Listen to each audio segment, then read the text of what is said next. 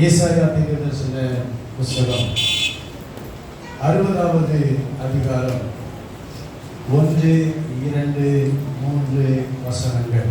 ஏசாயா தீர்க்கதரிசன புஸ்தகம் 60வது அதிகாரம் 1, 2, 3 வசனங்கள். எழுந்து பிரகாசி, உன் ஒளி வந்தது, கர்த்தருடைய மகிமை உன்மேல் உதித்தது. இதோ இருள் பூமியையும் காரிருள் ஜனங்களையும் மூடும், ஆனாலும் உன்மேல் கர்த்தர் உதிப்பார், அவருடைய மகிமை உன்மேல் காணப்படும். உன் வெளிச்சத்தினிடத்துக்கு ஜாதிகளும், உதிக்கிற உன் ஒளியினிடத்துக்கு ராஜாக்களும் நடந்து வருவார்கள். அல்லேலூயா. இந்த 2025வது ஆண்டுல தேவன் நமக்கு கொடுத்த வாக்குத்தத்த வசனத்தை நாம் தொடர்ந்து தியானித்து வருகிறோம். இந்த 6 மாதங்களாக உன்மேலே கர்த்தர் உதிப்பார், அவருடைய மகிமை உன்மேலே காணப்படும். இந்த வாக்குத்தத்த வசனத்தை வைத்துதான் நாம் இந்த ஒவ்வொரு ஞாயிறும் நாம் தியானித்துக் கொண்டு வருகிறோம். ஆண்டவருடைய மகிமை அது ஒரு வெளிச்சமாக, ஒளியாக இருக்கிறது. அல்லேலூயா. கர்த்தருக்கு ஸ்தோத்திரம். ஆண்டவருடைய மகிமை நம்மேல உதிக்கும் போது நாம் வெளிச்சமாக மாறுகிறோம். தேவனுடைய சபை வெளிச்சமாக மாறுகிறது. எங்கே கர்த்தருடைய மகிமை உதிக்கிறதோ, எங்கே கர்த்தருடைய மகிமை காணப்படுகிறதோ, அங்கே ஒரு வித்தியாசமான ஒரு வெளிச்சம் உண்டாகும். கைகளை உயர்த்தி ஆமென் சொல்லுவோம். அல்லேலூயா. ஒரு வெளிச்சம் உண்டாகும். ஸ்தோத்திரம். அந்த வெளிச்சம் ஒரு ஜனங்களுக்கு தேவை வெளிச்சம். ஜனங்களுக்கு தேவை இருள் அல்ல. உலகத்துக்கு தேவை வெளிச்சம். உலகத்தில் இருளை யாருமே விரும்புகிறது இல்லை. ஆனால் வேதம் சொல்லுகிறது, இதோ இருள் பூமியையும் காரிருள் ஜனங்களையும் மூடும். இந்த பூமியில காரிருள் மூடுகிறது. இருள் இந்த பூமியில காணப்படுகிறது. இந்த பூமியில இருள் காணப்படும் போது வெளிச்சம் எங்கே காணப்படும் என்றால் சபையிலே வெளிச்சம் காணப்படும். கைகளை உயர்த்தி ஆமென் சொல்லுவோம். ஹல்லேலூயா. பூமியிலே இருள் காணப்படும், ஆனால் சபையிலே வெளிச்சம் காணப்படும். பூமியில் உள்ள மனிதர்களுடைய வாழ்க்கையிலே இருள் காணப்படும், சபையிலே தேவனுடைய பிள்ளைகளுடைய வாழ்க்கையிலே வெளிச்சம் காணப்படும். வெளிச்சம் இருக்கிற இடத்துக்கு தான் இருளில் இருக்கிற ஜனங்கள் வருவார்கள். கைகளை உயர்த்தி ஆமென் சொல்லுவோம். வெளிச்சம் இல்லாவிட்டால் இருளில் இருக்கிற ஜனங்கள் இருளில் தான் இருப்பார்கள். வெளிச்சத்தினிடத்துக்கு வர முடியாது. எங்கே வெளிச்சம் காணப்படுகிறதோ அங்கே இருளில் இருக்கிற ஜனங்கள் வெளிச்சத்தினிடத்துக்கு வருவார்கள் என்று வேதம் சொல்கிறது. இது 3வது வசனத்தில் நாம் பார்க்கிறோம். ஒரு வெளிச்சத்தினிடத்துக்கு ஜாதிகளும், உதிக்கிற உன் ஒளியினிடத்துக்கு ராஜாக்களும் நடந்து வருவார்கள். தேவனுடைய பிள்ளைகள் ஸ்தோத்திரம் உண்டாவதாக வெளிச்சமாக இருக்கிறார்கள். நீங்கள் உலகத்துக்கு வெளிச்சமாக இருக்கிறீர்கள். கரங்களை உயர்த்தி அல்லேலூயா சொல்லுவோம். அல்லேலூயா. ஸ்தோத்திரம். எனவே இந்த வெளிச்சத்தினிடத்துக்கு ஜாதிகள் வருவார்கள். இந்த வெளிச்சத்தினிடத்துக்கு ஜனங்கள் வருவார்கள். இந்த வெளிச்சத்தினிடத்துக்கு, இந்த உதிக்கிற ஒளியினிடத்துக்கு அதிகாரிகள், ஸ்தோத்திரம் உண்டாவதாக தலைவர்கள், உயர்ந்த மனிதர்கள், ராஜாக்கள் வருவார்கள் என்று ஆண்டவர் வாக்குத்தத்தம் பண்ணி இருக்கிறார். வெளிச்சம் இருந்தால் நிச்சயமாக எந்த மனிதனும் அந்த வெளிச்சத்துக்குள்ள வந்தே ஆவார். கரங்களை உயர்த்தி அல்லேலூயா சொல்லுவோம். வெளிச்சம் இல்லாவிட்டால் எந்த மனிதரும் வர முடியாது. கர்த்தருக்கு ஸ்தோத்திரம். எனவே சபையில ஒரு வெளிச்சம் தேவை. நம்முடைய வாழ்க்கையில ஒரு வெளிச்சம் தேவை. ஸ்தோத்திரம். என்னிலே ஒரு வெளிச்சம் தேவை, உங்களிலே ஒரு வெளிச்சம் தேவை. கர்த்தருடைய வெளிச்சம் நம்மிலே உதித்திருக்க வேண்டும். உதிக்கிற உன் ஒளியினிடத்துக்கு ஸ்தோத்திரம் உண்டாவதாக உன் வெளிச்சத்தினிடத்துக்கு அவர்கள் வருவார்கள், நடந்து வருவார்கள், ஓடி வருவார்கள் என்று அடுத்த வசனத்தில் 3வது வசனத்தில் நடந்து வருவார்கள் என்று நாம் பார்க்கிறோம். கர்த்தருக்கு ஸ்தோத்திரம். 5வது வசனத்தில் அவர்கள் ஓடி வரும். ஸ்தோத்திரம் உண்டாவதாக கைகளை உயர்த்தி ஆமென் சொல்லுவோமாக. அல்லேலூயா. கர்த்தருக்கு ஸ்தோத்திரம். அப்படி தேவனுடைய பிள்ளைகளுடைய வாழ்க்கையில ஆண்டவர் எல்லாரையும் வெளிச்சத்தினிடத்துக்கு கொண்டு வருகிறவராக இருக்கிறார். கர்த்தர் நம்ம மேல உதித்தாதான் இது நடக்கும். கர்த்தருடைய மகிமை நம்ம மேல காணப்பட்டால்தான் நம்முடைய வெளிச்சம் வரும். அல்லேலூயா. இந்த வெளிச்சம் நீங்களும் நானும் வெளிச்சமா இருக்கிறோம். கர்த்தருக்கு ஸ்தோத்திரம். ஆனால் இந்த வெளிச்சம் அநேக நேரங்களில் இருளாக மாறிவிடுகிறது. நாம் எப்போதும் வெளிச்சமா இருக்க அழைக்கப்பட்டிருக்கிறோம். சபை என்பது உலகத்துக்கு வெளிச்சமாக ஆண்டவர் வைத்திருக்கிறார். அல்லேலூயா. ஒவ்வொரு சபையும் இந்த பட்டணத்திலே இருக்கிற ஜனங்கள் இருளிலே இருக்கிறார்கள். எனவே சபை என்பது வெளிச்சமாயிருக்கிறது. வெளிச்சமாயிருந்தால் சபைக்குள்ள ஆத்துமாக்கள் வருவார்கள். அல்லேலூயா, அல்லேலூயா, அல்லேலூயா. கர்த்தருக்கு ஸ்தோத்திரம் உண்டாவதாக. நாம் வெளிச்சமாக இருந்தால் கண்டிப்பா ஆண்டவர் ஆத்துமாக்களை சபைக்குள்ள கொண்டு வருவார். நாம் ஒவ்வொருவரும் வெளிச்சமாக இருக்கிறதுக்காக தான் ஆண்டவர் இயேசு கிறிஸ்து இந்த உலகத்துக்கு வந்தார். அவர் அதனால அவர் நம்ம மேல உதித்தார். ஸ்தோத்திரம். நம்மிடத்துல ஒரு நல்ல கிரியைகளும் இல்லை. நாம் எல்லாருமே துர்க்கிரியைகளை செய்து கொண்டு வந்தோம். ஆண்டவர் இயேசு கிறிஸ்து இந்த உலகத்துக்கு ஒளியாக வந்தார். ஒளியாக வந்து நம்ம மேல உதித்தார். நம்முடைய இருதயத்துல உதித்தார். நம்முடைய வாழ்க்கையில உதித்தார். அவர் உதித்தது நிமித்தம் நாம் வெளிச்சமாக மாறி இருக்கிறோம். கர்த்தருடைய நாமம் மகிமைப்படுவதாக. அல்லேலூயா. மத்தேயு சுவிசேஷம் 5வது அதிகாரம் 14வது வசனம் சொல்கிறது. மத்தேயு 5:14. நீங்கள் உலகத்துக்கு வெளிச்சமாய் இருக்கிறீர்கள். யார் நீங்கள் வெளிச்சமாய் இருக்கிறீர்கள்? எதற்கு வெளிச்சமாய் இருக்கிறீர்கள்? இந்த ஏரியாவுக்கு வெளிச்சமாய் இருக்கிறீர்கள். இந்த பட்டணத்துக்கு வெளிச்சமாய் இருக்கிறீர்கள். இந்த சுற்று வட்டாரங்களுக்கு வெளிச்சமாய் இருக்கிறீர்கள். இந்த கடலூர் மாவட்டத்துக்கு வெளிச்சமாய் இருக்கிறீர்கள். இந்த தமிழ்நாட்டுக்கு வெளிச்சமாய் இருக்கிறீர்கள். நீங்கள் உலகத்துக்கு வெளிச்சமாய் இருக்கிறீர்கள். கைகளை உயர்த்தி ஆமென் சொல்லுவோமாக. அல்லேலூயா. உலகத்துக்கு வெளிச்சமாய் இருக்கிறது. சூரியன், சந்திரன், நட்சத்திரங்கள் இவைகள் எல்லாமே உலகத்துக்கு வெளிச்சமாய் இருக்கிறது. நீங்களும் நானும் ஒரு குறிப்பிட்ட இடத்துக்கு மாத்திரம் வெளிச்சமாய் இருக்கிறதுக்கு அழைக்கப்படவில்லை. உலகத்துக்கே வெளிச்சமாய் இருக்கிறதுக்கு தான் தேவன் நம்மை கொண்டு வந்திருக்கிறார். அல்லேலூயா. சபை என்பது உலகத்துக்கு வெளிச்சமாய் இருக்கிறது. கர்த்தருக்கு ஸ்தோத்திரம் உண்டாவதாக. அப்பொழுது மலையின் மேல இருக்கிற பட்டணம் மறைந்து இருக்க மாட்டாது. ஸ்தோத்திரம். நீங்க மலையில பிரயாணம் பண்ணும்போது உங்களுக்கு தெரியும்.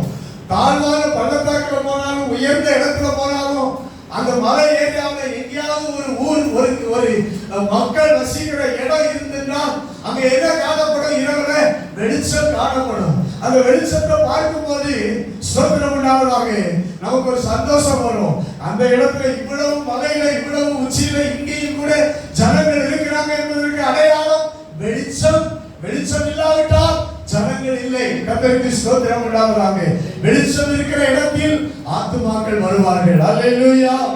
மலையின் மேல் இருக்கிற பட்டணம் மறைந்திருக்க மாட்டாது. கர்த்தருக்கு ஸ்தோத்திரம். ஆண்டவர் உலகத்துக்கு வெளிச்சம் என்று சொன்னார் முதல் வார்த்தையில. நீங்கள் உலகத்துக்கு எல்லாரும் சொல்லுங்க உலகத்துக்கு. இரண்டாவது அடுத்த ஸ்டெப் சொன்னார் மலையின் மேல இருக்கிற பட்டணம் என்று சொன்னார். ஒரு பட்டணத்துக்கு வெளிச்சம். அல்லேலூயா. உலகத்துக்கு வெளிச்சம். அடுத்து இரண்டாவது ஒரு பட்டணத்துக்கு வெளிச்சம். மூன்றாவது அடுத்த வசனத்தில் சொல்லுகிறார் விளக்கை கொளுத்தி மரக்காலால் மூடி வைக்காமல் விளக்கு தண்டின் மேல் வைப்பார்கள். அப்பொழுது அது வீட்டில் உள்ள யாவருக்கும் வெளிச்சம் கொடுக்கும். மூன்றாவது ஒரு வெளிச்சம் வீட்டில் உள்ளவர்களுக்கு வெளிச்சம். கர்த்தருக்கு ஸ்தோத்திரம். வீட்டில் ஒரு விளக்கு இருந்தால் அந்த விளக்கு வீட்டில் எத்தனை நபர்கள் இருக்கிறார்களோ அத்தனை நபர்களுக்கும் அது வெளிச்சத்தை கொடுக்கும். கரங்களை உயர்த்தி ஆமென் சொல்லுவோம். அல்லேலூயா. வீட்டில் ஒவ்வொருவருக்கும் நாம் வெளிச்சத்தை கொடுக்கிறவர்கள், பட்டணத்துக்கு வெளிச்சத்தை கொடுக்கிறவர்கள், உலகத்துக்கு வெளிச்சத்தை கொடுக்கிறவர்கள். கர்த்தருக்கு ஸ்தோத்திரம் உண்டாவதாக. எனவே நீங்களும் நானும் உன் வெளிச்சத்தின் இடத்துக்கு சாதிகளும் உதிக்கிற உன் ஒளியின் இடத்துக்கு ராஜாக்களும் நடந்து வருவார்கள். நாம் வெளிச்சமா இருந்தால் கர்த்தருக்கு ஸ்தோத்திரம் நடந்து வருவார்கள். அல்லேலூயா. ஓடி வருவார்கள். நீங்கள் உலகத்துக்கு வெளிச்சமா இருந்தால் அந்த வெளிச்சம் எல்லாருக்கும் தெரியும். நீங்கள் பட்டணத்துக்கு வெளிச்சமா இருந்தால் அந்த வெளிச்சம் எல்லாருக்கும் தெரியும். நீங்கள் வீட்டுக்கு வெளிச்சமா இருந்தால் வீட்டில் உள்ள எல்லாருக்கும் அந்த வெளிச்சம் தெரியும். இருள் நீங்கி போகும். இருள் தெரியாது, வெளிச்சம் தான் தெரியும். ஹல்லேலூயா, ஆமென். நீங்கள் வெளிச்சமாய் இருந்தால் இயேசு தான் தெரிவார். ஹல்லேலூயா சொல்லுங்க. நீங்க வெளிச்சமாய் இருந்தா யார் தெரியுமா? இயேசு கிறிஸ்து வழியாகி இயேசு கிறிஸ்து தெரிவார். நீங்க வெளிச்சமாய் இல்லாவிட்டால் இயேசுவாகிய வெளிச்சம் யாருக்கும் தெரியாது. நீங்க வெளிச்சமாய் இருந்தால்தான் இயேசு கிறிஸ்து தெரிய முடியும். ஹல்லேலூயா, கர்த்தருக்கு மகிமை உண்டாவதாக. எனவே அடுத்த வசனம் சொல்கிறது, 16வது வசனம், இவ்விதமாய் மனுஷர் உங்கள் நற்கிரியைகளை கண்டு பரலோகத்தில் இருக்கிற உங்கள் பிதாவை மகிமைப்படுத்தும்படி உங்கள் வெளிச்சம் அவர்கள் முன்பாக பிரகாசிக்க கடவுது. மனுஷர் ஒரு வெளிச்சத்தை காண்கிறார்கள். அந்த வெளிச்சம் உங்கள் வெளிச்சம். என்ன வெளிச்சம் சொல்லுங்க? உங்கள் வெளிச்சம். ஏசாயா 60:3 என்ன எழுதியிருக்கிறது? ஏசாயா 60:3 என்ன எழுதியிருக்கிறது? உன் வெளிச்சத்தின் இடத்துக்கு. இப்ப சொல்லுங்க, உங்கள் வெளிச்சத்தின் இடத்துக்கு. ஹல்லேலூயா. இங்க வாசிங்க, மத்தேயு 5:16 உங்கள் வெளிச்சம். கர்த்தருக்கு ஸ்தோத்திரம். அந்த இடத்துல உன் வெளிச்சம் என்று தனிப்பட்ட ஒரு வெளிச்சத்தை பார்க்கிறோம். இங்க மத்தேயு 5:16 ஒரு தனிப்பட்ட மனிதனுடைய வெளிச்சம் அல்ல, ஒரு கூட்ட மக்களின் வெளிச்சத்தை ஆண்டவர் சொல்லுகிறார். உங்கள் வெளிச்சம், உங்கள் வெளிச்சம். இப்ப எல்லாரும் சேர்ந்த ஒரு வெளிச்சம். ஸ்தோத்திரம். உங்கள் வெளிச்சம் அவர்களுக்கு முன்பாக பிரகாசிக்க கடவுது. உங்கள் வெளிச்சம் என்ன? உங்கள் வெளிச்சம் என்ன? ஆண்டவர் இயேசு சொல்லுகிறார். அதுக்கு அர்த்தம் என்ன? உங்கள் வெளிச்சம் என்றால் என்ன? உங்கள் நற்கிரியைகள். கர்த்தருக்கு ஸ்தோத்திரம் உண்டாவதாக. உங்கள் நற்கிரியைகள். கர்த்தருக்கு ஸ்தோத்திரம். சொல்லுங்க, வாய் திறந்து எல்லாரும் சொல்லுங்க. உங்க வெளிச்சம் என்ன? நல்ல கிரியைகள். நல்ல கிரியைகள். என்னில் இருக்கிற நல்ல கிரியைகள், உங்களில் இருக்கிற நற்கிரியைகள் தான் வெளிச்சமாக பிரகாசிக்க முடியும். அப்பதான் உங்கள் வெளிச்சத்தின் இடத்துக்கு ஜாதிகள் உதிக்கிற உங்கள் ஒளியின் இடத்துக்கு ராஜாக்கள் நடந்து வருவார்கள். நல்ல கிரியைகள் இல்லாத சபையில வெளிச்சம் இல்லை. நல்ல கிரியை இல்லாத குடும்பங்களில வெளிச்சம் இல்லை. நல்ல கிரியை இல்லாத சபையில வெளிச்சம் இல்லை. பட்டணத்துல வெளிச்சம் இல்லை, உலகத்துக்கும் வெளிச்சம் இல்லை. ஒவ்வொருவருடைய வாழ்க்கையும் நல்ல கிரியைகளாக மாற வேண்டும். நற்கிரியைகளை நாம் கொடுக்கிறவர்களாக, நற்கிரியை செய்கிறவர்களாக நாம் இருக்க வேண்டும். ஒருபோது நம்முடைய வாழ்க்கையில் துர்க்கிரியைகளுக்கு இடம் கொடுக்க கூடாது. கெட்ட கிரியைகள், பிசாசினுடைய கிரியைகள் நம்முடைய வாழ்க்கையில வெளிப்படக்கூடாது. தேவனுடைய நற்கிரியைகள் நம்முடைய வாழ்க்கையில வெளிப்பட வேண்டும். தேவன் நல்லவர். அவர்களிடத்தில் நல்ல கிரியைகள் மாத்திரமே உண்டு. என் தேவனிடத்தில் ஒரு துர்க்கிரியையும் கெட்ட கிரியையும் கெட்ட காரியமும் இல்லவே இல்லை. கர்த்தருக்கு மகிமை உண்டாவதாக. எனவே அவருடைய பிள்ளைகளாகிய நம்முடைய வாழ்க்கையில் நல்ல கிரியையை மனுஷர்கள் காண வேண்டும் என்று விரும்புகிறார்கள். அல்லாமல் கெட்ட கிரியைகளை எந்த மனுஷனும் காணக்கூடாது. ஆண்டவருடைய பிள்ளைகளுடைய வாழ்க்கையிலே நல்ல கிரியைகளை தான் மனுஷர்கள் காண வேண்டும். கெட்ட கிரியைகளை காணக்கூடிய வாழ்க்கை நம்முடைய வாழ்க்கை அல்லவே அல்ல. கர்த்தருடைய நாமம் மகிமைப்படுவதாக. எனவே அதுதான் நம்முடைய வெளிச்சம். நாம் நற்கிரியைகளை இந்த உலகத்துக்கு காண்பிக்கிறவர்களாக இருக்க வேண்டும். உலகம் நம்மை பார்த்துக் கொண்டிருக்கிறது, சமுதாயம் நம்மை பார்த்துக் கொண்டிருக்கிறது, ஆயிர கண்ணோடு நம்மை பார்த்துக் கொண்டிருக்கிறது. நம்மிலிருந்து வெளிச்சம் வர வேண்டும். நம்மிலிருந்து நல்ல கிரியைகளை இந்த சமுதாயம் பார்க்க வேண்டும், இந்த உலகம் பார்க்க வேண்டும், மனிதர்கள் பார்க்க வேண்டும். கர்த்தருக்கு மகிமை உண்டாவதாக. ஹல்லேலூயா, ஹல்லேலூயா, ஹல்லேலூயா. கர்த்தருக்கு ஸ்தோத்திரம் உண்டாவதாக. உலகத்தின் கிரியைகள் நம்மிலே காணப்படக்கூடாது. உலகம் பகைக்கும், நாம் சிநேகிக்கிறவர்களாய் மாற வேண்டும். கைகளை உயர்த்தி ஆமென் சொல்லுவோமாக. ஹல்லேலூயா. கர்த்தருக்கு மகிமை உண்டாவதாக. இந்த மத்தேயு 5வது அதிகாரத்தில் கொலை செய்யாதிருப்பாயாக என்று வேதம் சொல்லுகிறது. அது துர்க்கிரியை, அது கெட்ட கிரியை. மனிதன் எப்படிப்பட்டவனாக வாழ்கிறான் என்றால் துர்க்கிரியை உள்ளவனாக வாழ்கிறான். ஆனால் சபை எப்படி பிரகாசிக்க வேண்டும் சபை எப்படி நல்ல கிரியைகளை செய்ய வேண்டும்? 22வது வசனத்தில் ஆண்டவர் சொல்கிறார், தன் சகோதரனை நியாயம் இல்லாமல் கோபித்துக் கொள்கிறவன் நியாய தீர்ப்புக்கு ஏதுவாக இருப்பார். நாம் நியாயம் இல்லாமல் ஒரு கோபம் நமக்குள்ள வரக்கூடாது. சபையில தேவ பிள்ளைகளுக்குள்ள கோபப்படணும்னா சரியான ரீசன் இருக்க வேண்டும். அதுவும் அந்த கோபம் தவறான கோபமாக இருக்கக்கூடாது. அந்த கோபம் ஸ்தோத்திரம் உண்டாவதாக. அது அந்த கோபத்துக்கு அடுத்த வார்த்தை சொல்கிறது, வீணன் என்று சொல்லுகிறவன் ஆலோசனை சங்க தீர்ப்புக்கு ஏதுவாக இருப்பான். மூடனே என்று சொல்லுகிறவன் எரி நரகத்துக்கு ஏதுவாக இருப்பான். அந்த கோபத்தின் வார்த்தைகள், அந்த கோபத்தின் பிரதிபலிப்புகள் என்ன வார்த்தைகள் வருகிறது என்பதை தேவன் பார்க்கிறார். கைகளை உயர்த்தி ஆமென் சொல்லுவோம். ஹல்லேலூயா. கர்த்தருக்கு ஸ்தோத்திரம். அதுதான் திருக்கிரியை. இது நல்ல கிரியை அல்ல. நல்ல கிரியை என்பது ஸ்தோத்திரம் ஆண்டவர் இயேசுவை காட்டிக் கொடுக்க யூதாஸ் சொன்னபோது முத்தத்தினாலே என்னை காட்டிக் கொடுக்கிறார் சகோதரனே சிநேகிதனே என்று சொல்லுகிறது நல்ல கிரியை. படுபாவி அப்படின்னு ஆண்டவர் சொல்லி இருந்தால், ஆண்டவர் வாயிலிருந்து அந்த வார்த்தை வந்திருக்கும் என்றால், ஏ கள்ளனே திருடனே நீ என்னை காட்டிக் கொடுக்க வந்த திருடன் கள்ளன் என்று ஆண்டவர் அந்த வாயிலிருந்து வார்த்தையை சொல்லி இருந்தால், அவருடைய வார்த்தை இன்றைக்கு உலகத்துக்கு வெளிச்சமாக இருக்கார். ஹல்லேலூயா. கர்த்தருக்கு மகிமை உண்டாவதாக. ஆண்டவர் அவனை காட்டிக் கொடுக்க வந்தவரையும் சிநேகிதனே என்று அழைத்தார். கர்த்தருக்கு ஸ்தோத்திரம் உண்டாவதாக. ஹல்லேலூயா. காட்டிக் கொடுக்க போகிற பேதுருவையும் சகோதரனே என்று அழைத்தார். கர்த்தருக்கு ஸ்தோத்திரம் உண்டாவதாக. ஹல்லேலூயா. அவர் தனங்களை நேசித்தார், சீஷர்களை நேசித்தார். கர்த்தருக்கு ஸ்தோத்திரம். கள்ளம் கபடு இல்லாமல் நேசித்தார். கைகளை உயர்த்தி எல்லாரும் ஆமென் சொல்லுவோமாக. ஹல்லேலூயா. ஹல்லேலூயா. ஹல்லேலூயா. எந்த ஒரு மனிதனையும் பார்த்து ஒரு தவறான வார்த்தையை அவர் வாயிலிருந்து உச்சரிக்கவே இல்லை. கர்த்தருக்கு ஸ்தோத்திரம் உண்டாவதாக. அவருக்கு விரோதமாக எழும்பின எந்த ஒரு மனிதனையும் அவர் தவறான வார்த்தையை உபயோகிக்கவே இல்லை. நற்கிரியையை இயேசு கிறிஸ்து காண்பித்தார். கர்த்தருக்கு ஸ்தோத்திரம் உண்டாவதாக. அவர் நல்ல கிரியைகளை காண்பித்தார். அதனால்தான் இயேசு உலகத்துக்கு வெளிச்சமாய் உலகத்துக்கு ஒளியாய் இருக்கிறார். கைகளை தட்டி ஆண்டவரை மகிமைப்படுத்துவோமாக. ஹல்லேலூயா. ஸ்தோத்திரம். இயேசு உலகத்துக்கு ஒளி என்று ஏன் சொல்லுகிறோம்? உலகத்துக்கு வெளிச்சம் என்று ஏன் சொல்லுகிறோம்? அவர் வாழ்க்கையோட வார்த்தையும் நல்ல கிரியையாக இருந்தது. கர்த்தருக்கு ஸ்தோத்திரம் உண்டாவதாக. நல்ல கிரியையை அவர் காண்பித்தார். 33 வருஷம் அவருடைய கிரியைகள் நல்ல கிரியைகளாக இருந்தது. சகோதரர்கள் கூட அவரை ஏற்றுக்கொள்ளவில்லை. அவருடைய குடும்பத்தார், அவருக்கு பிறகு பிறந்த யோசேப்பு மூலம் அவருடைய தாய்க்கு பிறந்த சகோதரர்கள் கூட இயேசுவை விசுவாசிக்கவில்லை, இயேசுவை ஏற்றுக்கொள்ளவில்லை. அவர் அசட்டை பண்ணினார்கள்.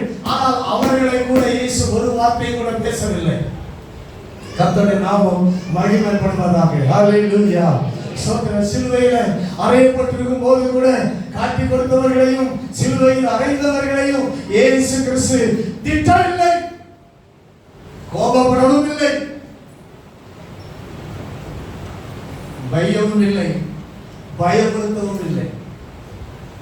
ஹல்லேலூயா. வைத்தவர்களுக்கு பதில் வையவில்லை.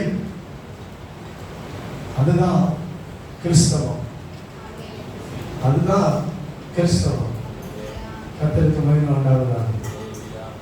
ஆமென். ஆண்டவர் இயேசு கிறிஸ்து நமக்காக வாழ்ந்து காட்டியிருக்கிறார். அவருடைய நற்கிரியைகள் இன்னைக்கு உலகத்தில் பிரகாசித்துக் கொண்டிருக்கிறது.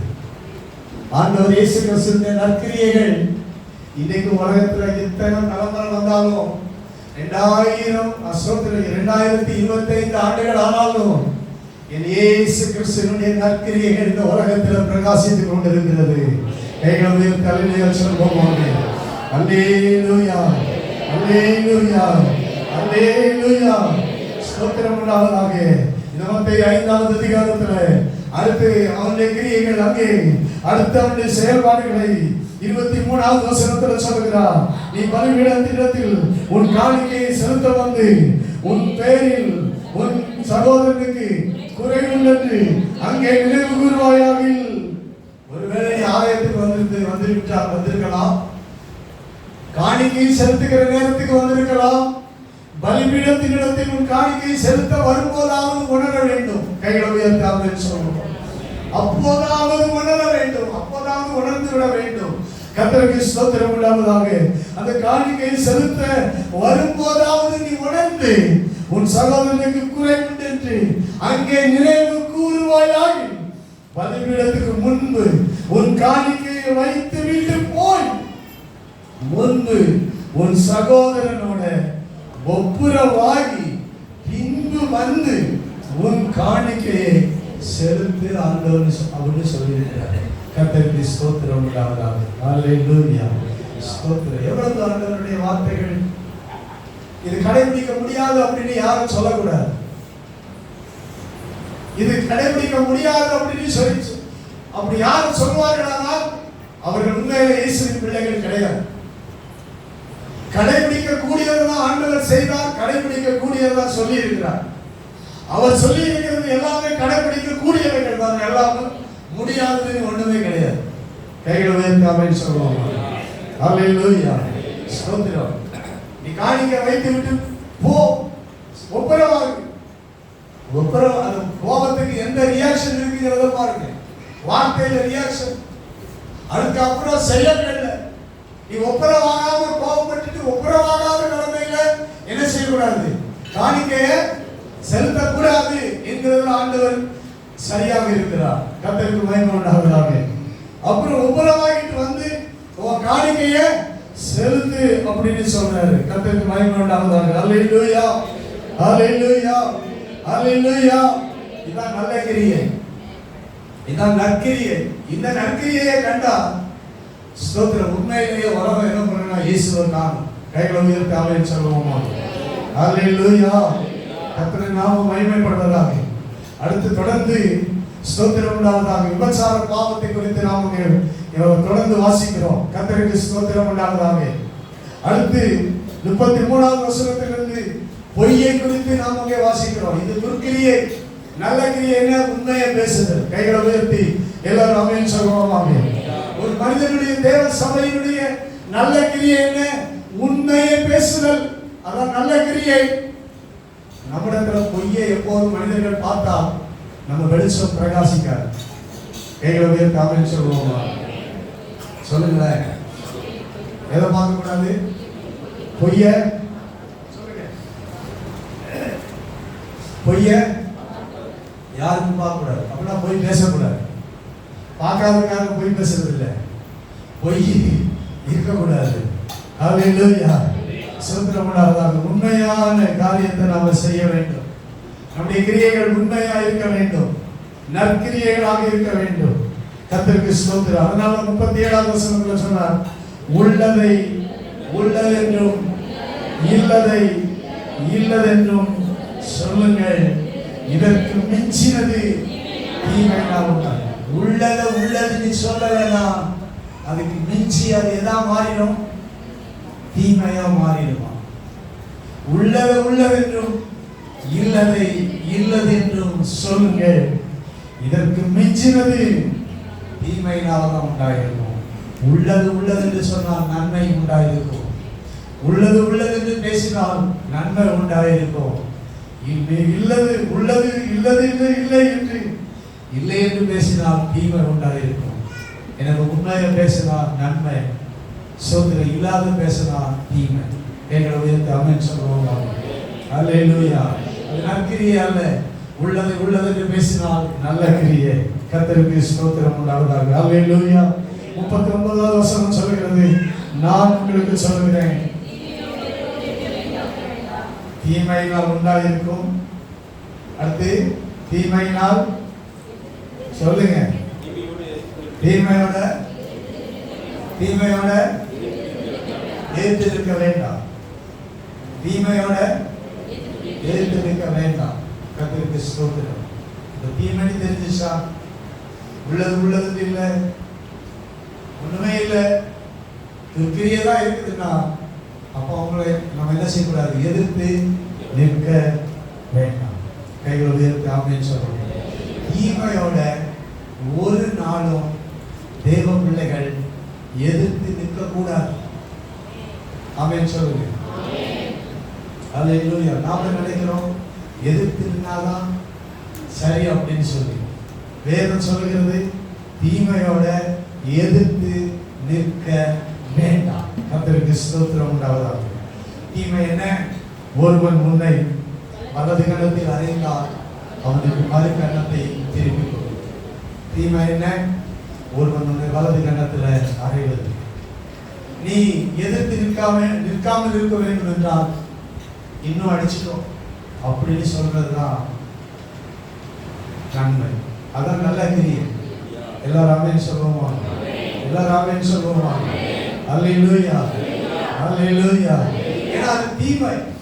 நீ சொல்லாட்டாலும் அது அடிக்கும். நீ சொல்லிட்டா மறுகணத்தையும் திருப்பி கொடுத்தா அந்த தீமை விலகும். கைகளை உயர்த்தி ஆமென் சொல்லுவா. நீயும் கையை ஓங்கின அந்த தீமை உன்னையும் அடிக்கும் மறுபடியும். கர்த்தருக்கு ஸ்தோத்திரம். தீமையா இருக்கும். நீ தீமைய ஸ்தோத்திரம் எதிர்த்து நிற்காத. தீமையோட எதிர்த்து நிற்காத. கர்த்தருக்கு ஸ்தோத்திரம். எதிர்த்து நின்னாதான் ரியாக்ஷன் நடக்கும். எதிர்த்து நிற்காட்டா அங்கே ஆண்டவர் ரியாக்ஷனே இல்லாம மாற்றுவார்.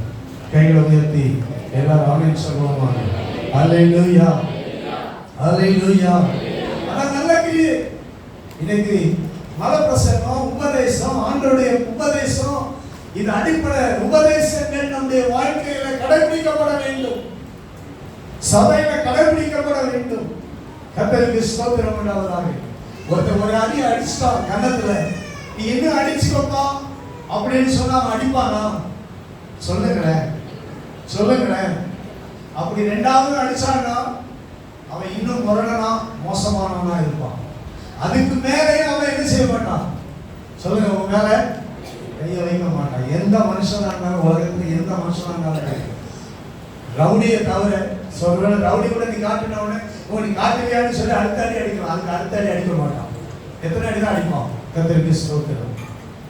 அடிக்க முடியாது. நீங்கள் நற்கிரியைகளை உங்கள் நற்கிரியைகளை வெளிச்சத்தை நான் ஆண்டவர் கிருபை தருவாராக. அல்லேலூயா, அல்லேலூயா, அல்லேலூயா, அல்லேலூயா, அல்லேலூயா. நற்கிரியைகளை காணணும். நல்ல கிரியையை உலகம் காணணும்.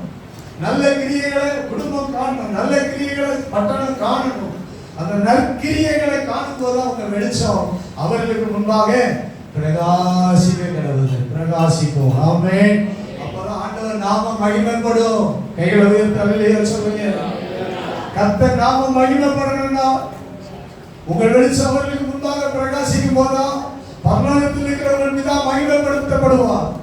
ஸ்தோத்திரம் உண்டாவதாக. அதுதான் மத்தேயு 5:16 சொல்கிறது. இவ்விதமாய் மனுஷன் உங்கள் நற்கிரியைகளை கண்டு பரலோகத்தில் இருக்கிற உங்கள் பிதாவை மகிமைப்படுத்தும்படி உங்கள் சத்துருக்களை 44வது வசனத்துல உங்கள் சத்துருக்களை சிநேகிங்க, உங்களை சபிக்கிறவங்களை ஆசீர்வதிங்க, உங்களை பகைக்கிறவர்களுக்கு நன்மை செய்யுங்க, உங்களை நிந்திக்கிறவர்களுக்காக உங்களை துன்பப்படுத்துறவர்களுக்காக ஜெபம் பண்ணுங்க.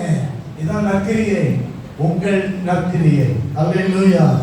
இப்படி செய்வதனால் நீங்கள் பரலோகத்தில் இருக்கிற உங்கள் பிதாவுக்கு பிள்ளைகளாக இருப்பீர்கள். கைகளை தட்டி ஆண்டவரை மகிமைப்படுத்துவோமாக. கைகளை தட்டி ஆண்டவரை மகிமைப்படுத்துவோமாக. அல்லேலூயா. நீங்க பரலோகத்தில் இருக்கிற உங்கள் பிதாவுக்கு பிள்ளைகளாக இருப்பீங்க.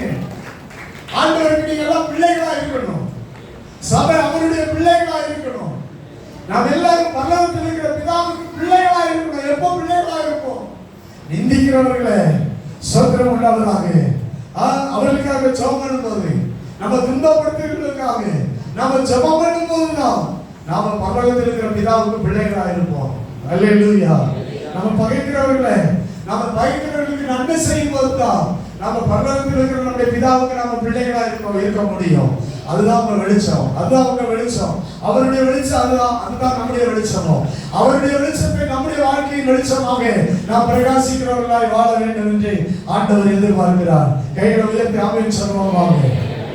அல்லேலூயா, அல்லேலூயா, அல்லேலூயா, அல்லேலூயா. நீங்கள் இப்படி செய்வதனால் பரலோகத்தில் இருக்கிற பிதாவுக்கு பிள்ளைகளாக புத்திரராக இருப்பீர்கள். அவர் தீயோர் மேலும் நல்லோர் மேலும் தமது சூரியனை உதிக்க பண்ணி நீதி உள்ளவர்கள் மேலும் அநீதி உள்ளவர்கள் மேலும் மழையை பெய்ய பண்ணுகிறார். உங்களை சிநேகிக்கிறவர்களையே நீங்கள் சிநேகிக்கிறீர்களானால் உங்களுக்கு பலன் என்ன? உங்கள் சகோதரர்களை மாத்திரம் வாழ்த்துகிறீர்களானால் நீங்கள் விசேஷித்து செய்கிறது என்ன? பரலோகத்தில் இருக்கிற உங்கள் பிதா பூரண சற்குணராய் இருக்கிறது போல நீங்களும் பூரண சற்குணராய் இருக்க கடந்தீர்கள். கைகளை உயர்த்தி ஆமென் சொல்லுங்கள். நற்கிரியை என்கிற ஒரு வெளிச்சம். ஆண்டவர் இந்த மரப்பிரசங்கத்தில் நல்ல கிரியைகள் எது, கெட்ட கிரியைகள் எது என்பதை அவர் முழுவதுமாக நன்றாக விவரித்திருக்கிறார். நாம் நற்கிரியைகளை காண்பிக்கிறவர்களாக ஆண்டவர் நம்மை மாற்றி இருக்கிறார். அல்லேலூயா, கர்த்தருக்கு ஸ்தோத்திரம். எபேசியருக்கு எழுந்ததான நிருபம், எபேசியருக்கு எழுந்ததான நிருபம் 2வது அதிகாரம் 10வது வசனம். எபேசியர் 2:10. ஏனெனில் நற்கிரியைகளை செய்கிறதற்கு நாம் கிறிஸ்து இயேசுவுக்குள் சிருஷ்டிக்கப்பட்டு தேவனுடைய செய்கையாய் இருக்கிறோம். போதும் போதும் போதும். இந்த வசனத்தை நீங்க கொஞ்சம் ஆராய்ந்து பார்க்கணும். நாம் ரட்சிக்கப்படும் வரைக்கும் நம்ம நல்ல கிரியைகள் நம்மள இல்லை. எப்போ நாம ரட்சிக்கப்பட்டு கிருபையினால விசுவாசத்தை கொண்டு நாம ரட்சிக்கப்பட்டோமோ அப்பொழுது நமக்குள்ள என்ன வந்துச்சு சொல்லுங்க? நல்ல கிரியைகள் ஆண்டவர் வைத்து விட்டார். நாம ரட்சிக்கப்படும் வரைக்கும் நம்ம மோசமான ஆட்கள். நாம எப்ப ரட்சிக்கப்பட்டோமோ அப்போ நம்ம நல்ல கிரியைகளை செய்கிறதுக்கு கிறிஸ்து இயேசுவுக்குள்ள தேவன் நம்ம சிருஷ்டித்து விட்டார். நாம் ஒரு புது பிறப்பு, நாம் ஒரு புதிய சிருஷ்டி. நாமே ஆண்டவர் சிருஷ்டித்திருக்கிறார். எப்படி சிருஷ்டித்திருக்கிறார்? நல்ல கிரியைகளை செய்கிறதுக்கு சிருஷ்டித்திருக்கிறார். அல்லேலூயா, அல்லேலூயா. நம்ம கெட்ட கிரியைகளை செய்வதற்கு தேவன் நம்மை உண்டாக்கவில்லை. நற்கிரியைகளை செய்கிறதுக்கு கிறிஸ்துவுக்குள் நாம் சிருஷ்டிக்கப்பட்டு தேவனுடைய செய்கையாய் இருக்கிறோம். இப்ப சொல்லுங்க, ஆண்டவருக்கு வந்து இப்ப பேசுவாரா? ஆண்டவர் இப்ப வந்து உங்களுக்கு கொடுப்பாரா? அவருடைய செய்கை யார் மூலம் நடக்கிறது? அவருடைய செய்கை யார் மூலம் நடக்கிறது?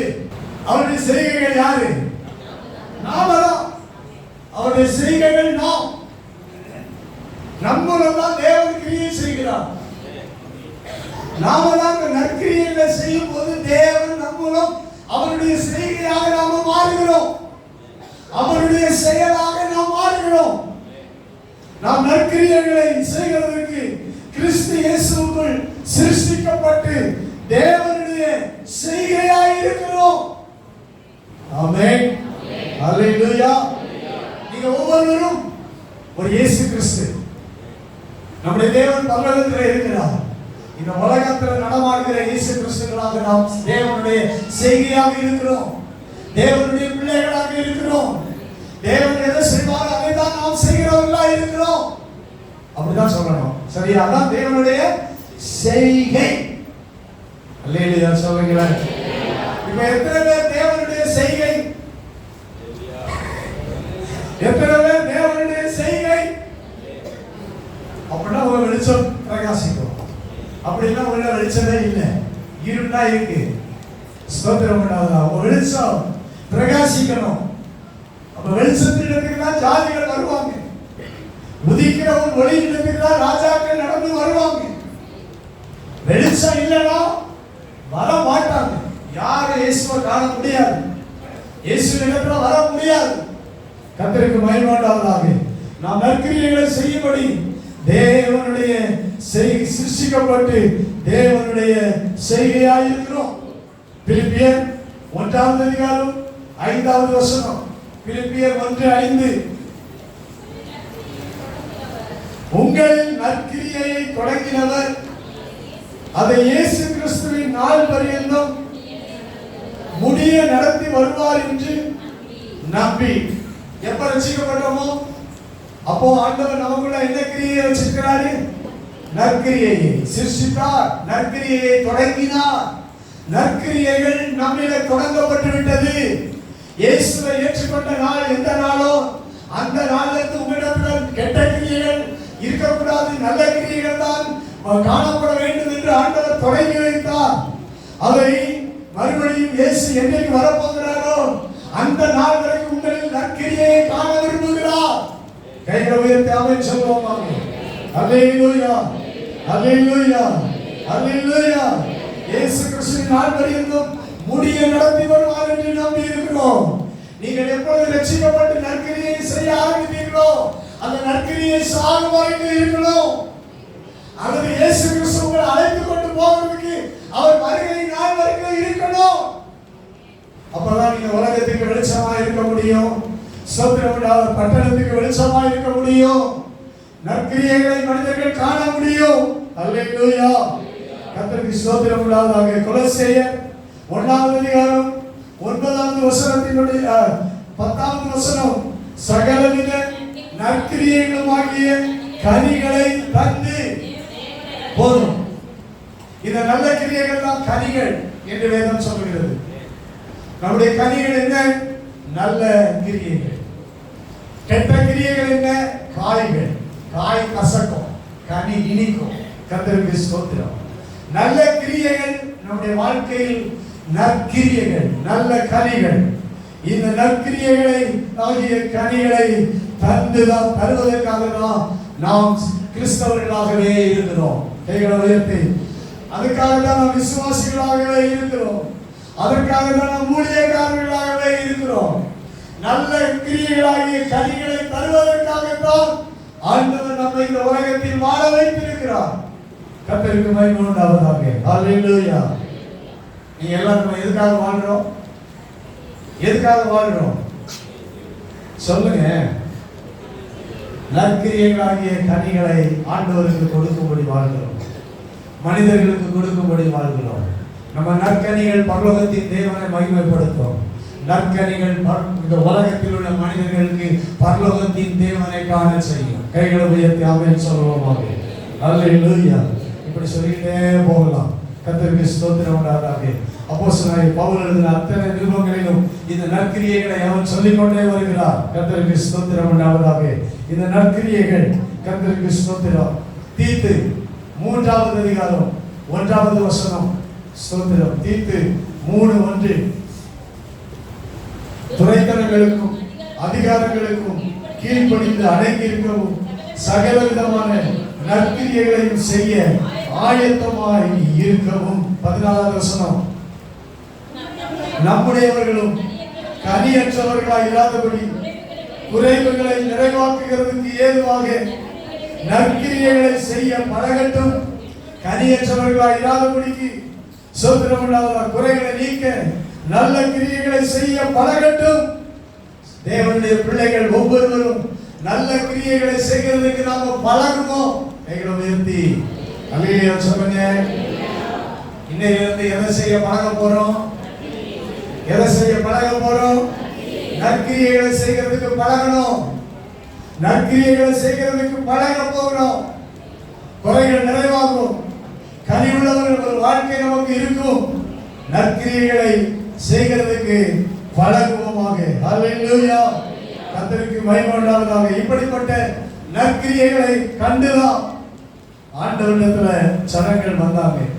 நற்கிரியைகளை காணாட்டா இயேசு கிறிஸ்துவிடத்துல ஜனங்கள் வந்திருக்க மாட்டாங்க. ஒரே வார்த்தையில் சொல்றேன். இயேசுவிடத்துல கூட்டம் கொண்டது வியாதி சுகமாக மாத்திரம் இல்ல, அவரிடத்துல எதை கண்டாங்க? நல்ல கிரியைகளை கண்டாங்க. யாரும் போதிக்காத நல்ல வார்த்தைகளை போதித்தார். அதாவது பரலோகத்தினுடைய வார்த்தைகளை போதித்தார். ஸ்தோத்திரம். பரலோகத்திலிருந்து பரலோகத்தின் காரியங்களை போதித்தார். அதனால இயேசுவினிடத்துல எல்லாரும் வந்து கூடி வந்து அவருடைய போதனையை கேட்க வந்தாங்க. அல்லேலூயா. இயேசு உலகத்துக்கு வெளிச்சமா இருந்தார், உலகத்துக்கு ஒளியா இருந்தார். ஸ்தோத்திரம் உண்டாவதாக. அல்லேலூயா. அவருடைய வாயிலிருந்து வந்த வார்த்தைகள் எல்லாமே தேவனுடைய வார்த்தைகள், நல்ல வார்த்தைகள். அவருடைய கிரியைகள் எல்லாமே நல்ல கிரியைகள். கைகளை உயர்த்தி அல்லேலூயா சொல்லுவோம்.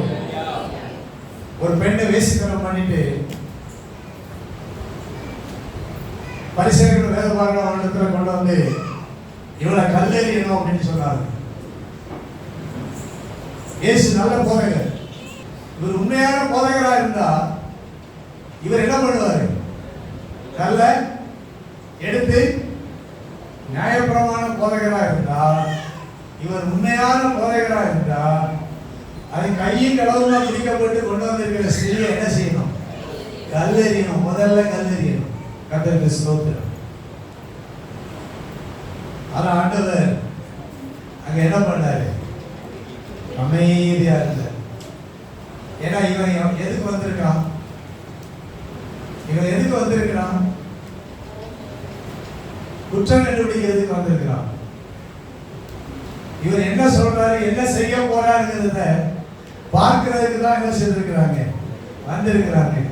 உண்மையிலே அந்த ஸ்திரீ அந்த தவறை செய்திருந்தாலும் இவங்க வந்திருக்கிறது கல்லெறியறதுக்கு இல்ல, இவர் என்ன பண்ண போறார் அப்படிங்கிறத பார்க்கிறதுக்கு. கர்த்தருக்கு ஸ்தோத்திரம். அல்லேலூயா. ஆண்டவர் எங்கேயுமே இப்படி அமைதியா காத்ததே கிடையாது. தரையில குதிந்து என்ன பண்ணாரு? எழுதினார். தரையில எழுதினார். ஸ்தோத்திரம். அப்புறம் ஒரே வார்த்தை சொன்னாரு, உங்கள பாவம் இல்லாத இருக்கிறவன் இவன் மேல முதலாவது கல்லெறிய கடவுள் அப்படின்னாரு. ஸ்தோத்திரம். ஒருத்தனும் இல்லை, எல்லாரும் போயிட்டான். கர்த்தருக்கு ஸ்தோத்திரம் உண்டாகுறாங்க. ஹல்லேலூயா. ஆண்டவருடைய நல்ல கிரியை பாருங்க. அந்த அம்மா பார்த்தாங்க. ஆண்டவர் அந்த அம்மாவை பார்த்து சொன்னாரு, இனி பாவம் செய்யாது அப்படின்னு சொல்றாரு. கேட்க தட்டி ஆண்டவர் மகிமைப்படுத்துவார்.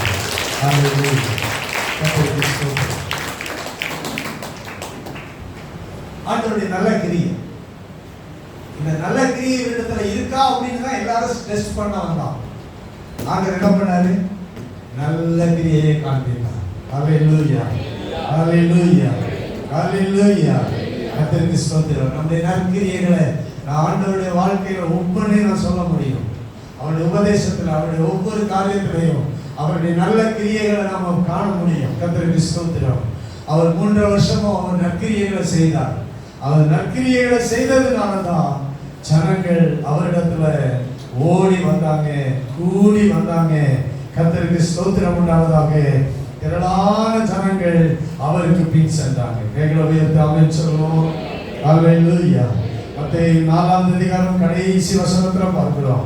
மத்தேயு 4ஆம் அதிகாரம் 25வது வசனத்துல, கலிலேயாவிலும் தெக்கப்போலியிலும் எருசலேமிலும் யூதேயாவிலும் யோர்தானுக்கு அப்புறத்திலும் இருந்து திரளான ஜனங்கள் வந்து அவருக்கு பின் சென்றார்கள்.